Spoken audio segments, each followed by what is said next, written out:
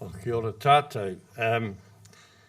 You'll have to excuse me, I'm reading from notes, because if I don't read from notes, I'll take you on a journey which may go on forever. I'm 83 this year, so I don't have any option but to speak from notes.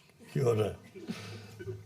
I wanted to start by acknowledging those who have contributed to this evening's discussion, in particular the contribution by Dean Whitcliffe, who in 1991 escaped from Peremoremo prison when I was the head of prisons.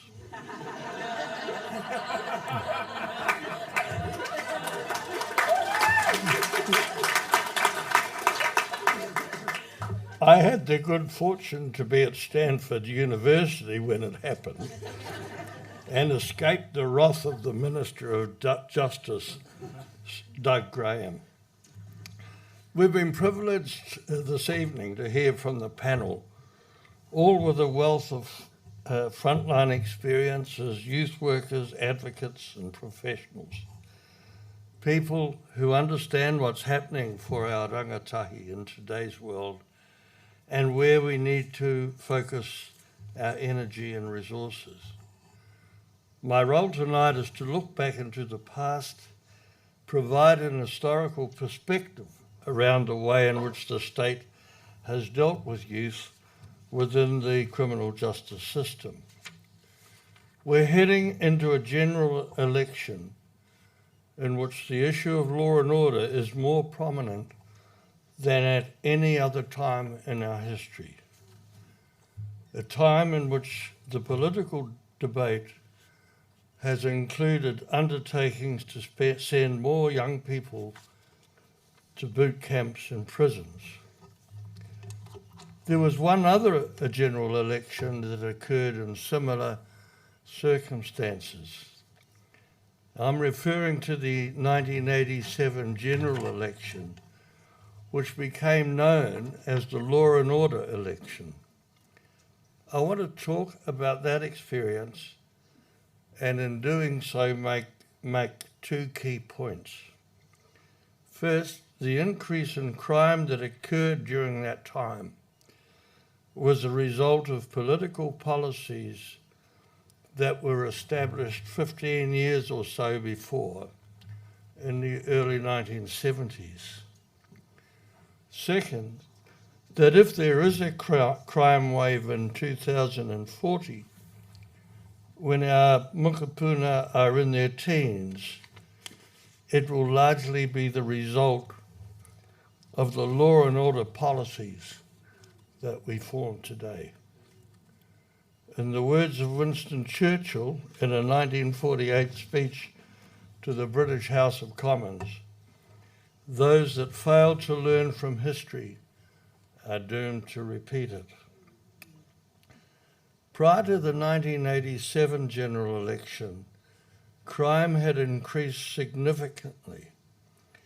Between 1972 and 1992, crime incidents had increased from 7,471 offences per 100,000 to 13,155, an increase of 76%. Between 1960 and 1985, recorded violent crime had increased sevenfold, with an 80% increase between the years 1980 and 1989 alone. Why was the 1987 election different? National resolve to exploit law and order in the manner of Margaret Thatcher's Conservative Party in the 1979 British election. Criminals, together with bureaucrats, dole scroungers, yuppies, and other useless people, were portrayed as receiving favour at the expense of the taxpayer. Offending by Māori, youth and gang crimes became key election issues, and national pledge to return law and order to our land. National was not afraid to do something about crime. As the election grew closer, National called for harsher penalties for rape and promised a referendum on restoring the death penalty for murder. Labour had been caught with its pants down. It had introduced radical neoliberal reforms in 1984, policies similar to those introduced in the UK by Thatcher in 1979. It had achieved a dramatic economic turnaround, massive deregulation, commitment to a market-led economy, and a shift to indirect taxation. It had begun to target welfare benefits and to deinstitutionalise care of the mentally ill, all toward the formation of a new welfare state. Labour initially played down the law and order rhetoric and drew on its vision for a democratic policing model which relied heavily on community support and participation. That failed to calm the increasing public fear on rising crime, gang violence and disorder, including violent crimes and sexual violence. Labour advocated for the establishment of a rape crisis centre, a men against violence strategy, and a therapeutic approach. While these initiatives were evidence-based, they were no match for National's promise of increased prison sentences and limited parole for violent offenders. In a tightly contested election, both National and Labour realised for the first time that there were votes in prisons. The tough-on-crime mantra dominated the political discourse of the day and continued to do so from then on. Labour managed to win the election, but it had learnt a hard and valuable lesson. Political scientists prior to the 1987 election described the politicisation of law and order as an activity unique to right-wing parties. After the 1987 election, it became an activity of both Conservatives and the New Left. In this frame, the government actively formed and influenced public opinion and then disingenuously consulted with it.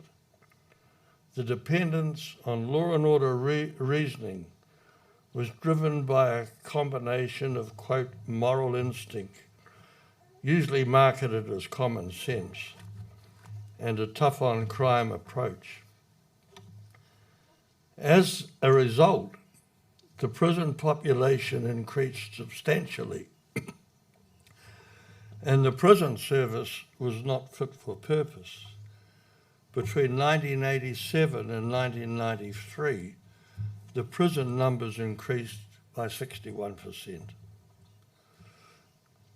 I was appointed as head of prisons in 1989, believing at the time that this was a major step up in my career.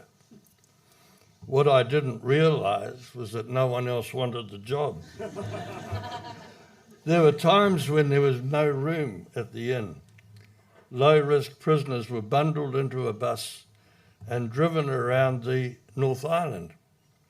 We invited them to imagine they were on a guided bus tour, feeding them on KFC and McDonald's until the situation improved and we could find a place to put them. More significantly, prisons at the time were characterised by high levels of escapes and suicides and increased internal violence and corruption. I want to go back another 30 years to 1958, when I joined the police New Zealand was in another crime wave at the time, and the police saw themselves as the thin blue line. Success was measured not by the amount of crime prevented, but by how many people were arrested, charged, and imprisoned.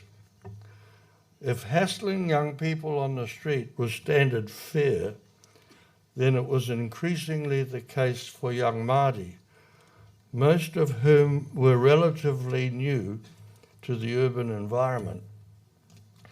Groups of young Māori workers were increasingly the target of attention and were more likely to be interrogated by the police than Pākehā. Their uninhibited and boisterous behaviour, unrestrained laughter, impromptu singing, and preparedness to engage in witty repartee with the police irritated police officers who responded by targeting them for special attention. In 1972, as a police youth aid officer, I began visiting Kohitere Live-In, an institution for boys aged 14 to 15. There were 110 boys in residence. On my first visit, the impact of what we were doing hit me. I was met with a sea of brown faces. Of the 110 boys in the institution, 90% were Māori. The place was a hellhole. Research since confirms that these children and young people endured physical, sexual, and psychological violence, as well as secure cells, knockout sedatives, and electroconvulsive therapy. I would recommend that you read the reports of the Royal Commission of Inquiry into Abuse and Care. It's a wake-up call for us all. The low number of Māori police officers and social workers in the 1960s and 70s had consequences which reached far beyond initial police Māori contact. The Department of Social Welfare had developed a comprehensive network of foster parents, family homes, and social welfare institutions to accommodate children who were removed from their homes. Both the police and social workers lacked Māori networks, and the Department of Social Welfare failed to identify sufficient foster parents within the Māori community. As a result, Māori children were often dealt with swiftly by way of state supervision or removal to an institution, rather than through constructive engagement with their whānau. As the Royal Commission has since confirmed, these institutions became a fertile breeding ground for the formation of gangs. It was clear to me that too many young people were being brought before the courts charged with comparatively minor offences, and there was an absence of whānau involvement. I started to understand what was happening. Māori first offenders were being labelled as criminals on the basis of police dealings with older siblings of the same whānau or the reputation of the whānau itself. Because Māori youth tended to commit minor crime with greater frequency and in groups, they were far more likely to be prosecuted at a younger age than Pākehā, even though their offending was not more serious. Secondly, the primary focus was on the individual behaviour of the young offender rather than on the offender and their whānau. The idea of holding hui with whānau to discuss what had happened and work out how to prevent future offending was anathema to most Pākehā police officers. They feared losing control of the process, failing to realise that the locus for behavioural change did not necessarily reside within an individual, but with the ongoing commitment of whānau members. Police had little faith in the virtues of diversion or alternatives to prosecution, even though the research at that time showed that the stigma of a court appearance made further offending more likely. The greatest challenge was to persuade police personnel about the benefits of diversion away from the court system. The prize was not to restore peace, it was to maintain order, fight crime, and see an offender successfully prosecuted. A much more tangible outcome than exercising discretion in a way likely to reduce future offending. As the supervisory activity of welfare officers grew, more children and families were placed under preventive supervision. By 1971, more than 10,000 families were subject to official oversight. The rapid expansion of the police youth aid section, despite well-intentioned efforts at preventive work and the diversion of young offenders, led to a net widening effect, with more children being processed into the system. Māori and Pacifica children were more likely to be caught up in the process, and they and their family were subject to increased scrutiny by the state. In October of 2020, I gave evidence at a public hearing of the Royal Commission of Inquiry into Abuse and Care. When I walked into the anteroom, I was immediately greeted and hugged by two survivors. I had met both of them at Kohetere in 1972, and again 18 years later at Puremeremo prison. It was an emotional moment. I stayed to hear their evidence, and my thoughts turned to how their lives might have turned out if we had done things differently. The consequences over time of the actions and decisions we make today are significant. By the late 1960s, Māori children were appearing at the court at a rate 3 to 4 times that of Pākehā, and by the 1990s, half of all children within the justice system were Māori. By 1971, 1 out of every 9 Māori males aged 17 to 19 were imprisoned. Could you put that slide on, bro? Yeah.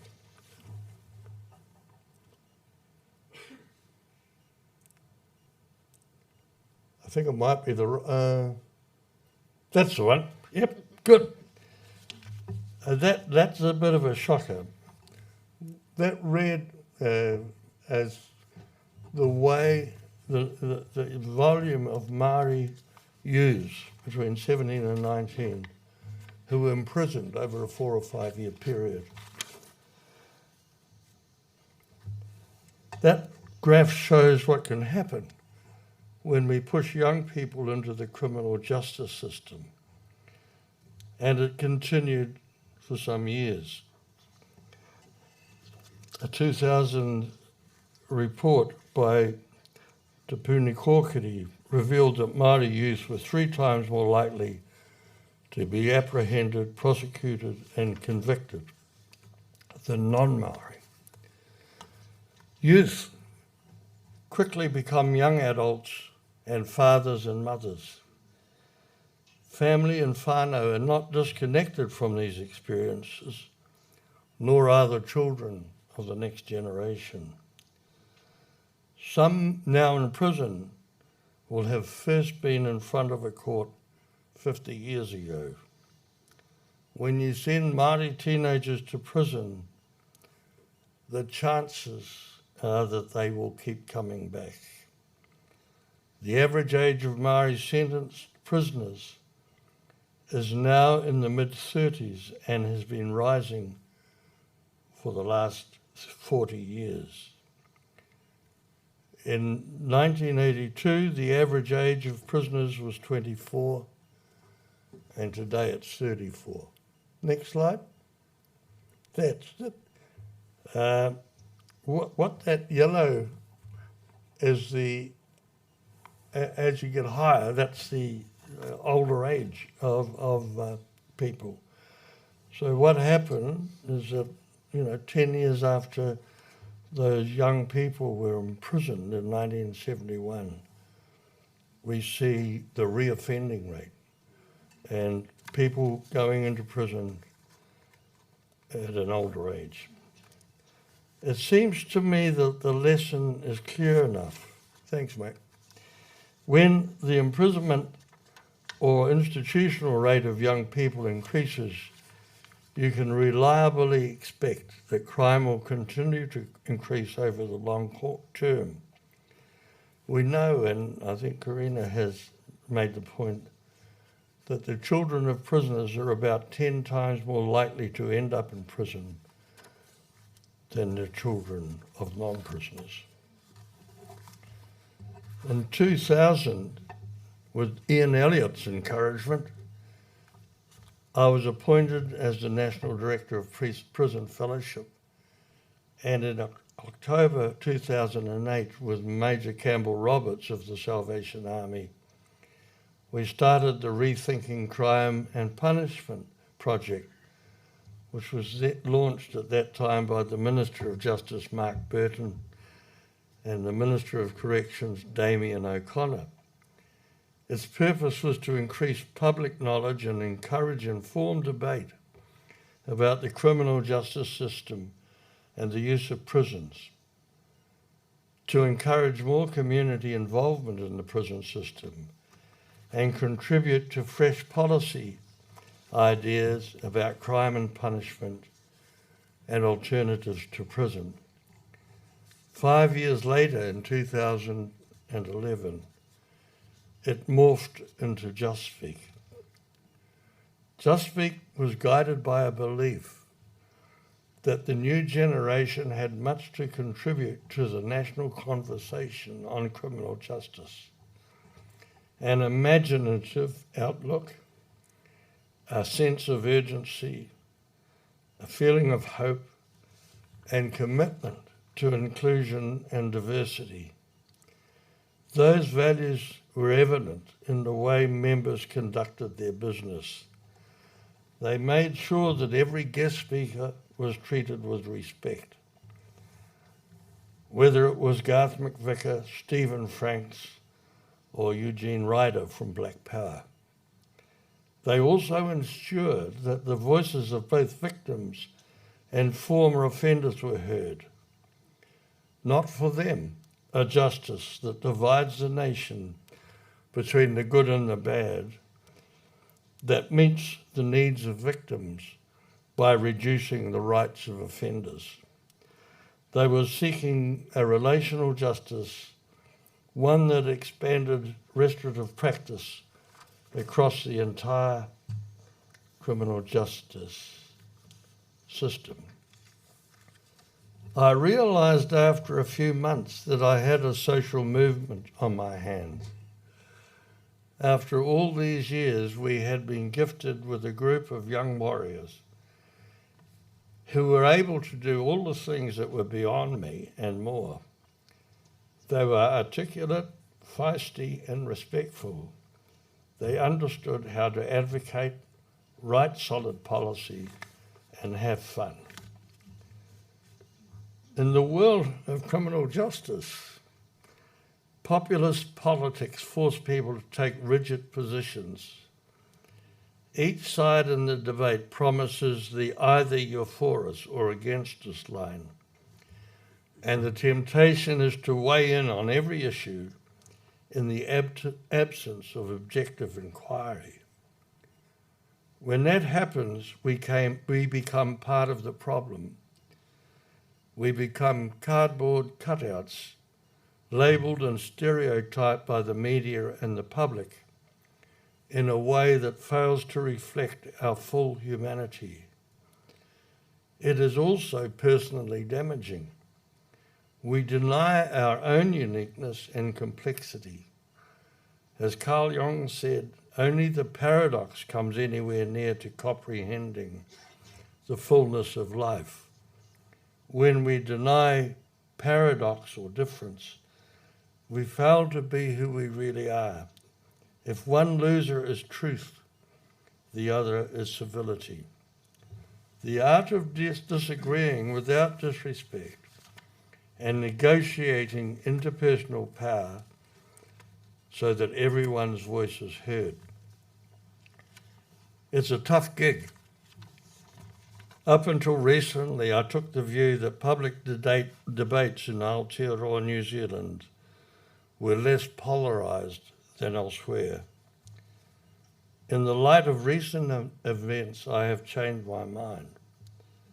So often, public discourse is too often superficial and strident, with little ability to create adaptive and informed solutions. What then is the answer? Where do we go next? I think we must continue to generate ideas and options that bring us closer together and help us build the best possible future. We must continue to function based on values of mutual respect, academic rigour, humility, and innate curiosity.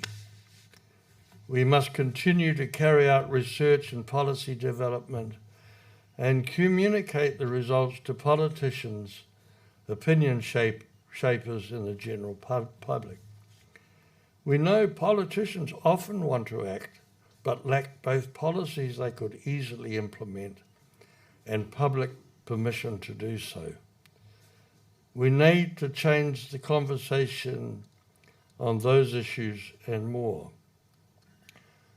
Genuine debate in the spirit of respect can expand our horizons. It can bring people closer together to create new solutions, share wisdom across traditions and boundaries, and develop mutual understanding. It also helps us to grow as individuals as we test and develop our intellectual capacities and through robust debate identify our errors and exchange them for truth. We all have the capacity to lead, and if we choose to do so, there's a further cost to pay. The price of vision and determination to pursue a vision includes humiliation, loneliness, and abuse. The reward is that if you persist for long enough, you have the potential to transform. Imagine the collective impact if each of us here today sought to change the way our community conceives justice. Consider the possibility of a tipping point, a time when the community influences the nation and the way it does justice. Imagine a nation that measures itself by how it treats the least, the lost, and the lonely. A land in which strength is defined not simply by the capacity to engage in political and civil conflict, but by a determination to forge peace, a land in which all might come together in the spirit of unity. Tēnā koutou, tēnā koutou, tēnā tātou katoa.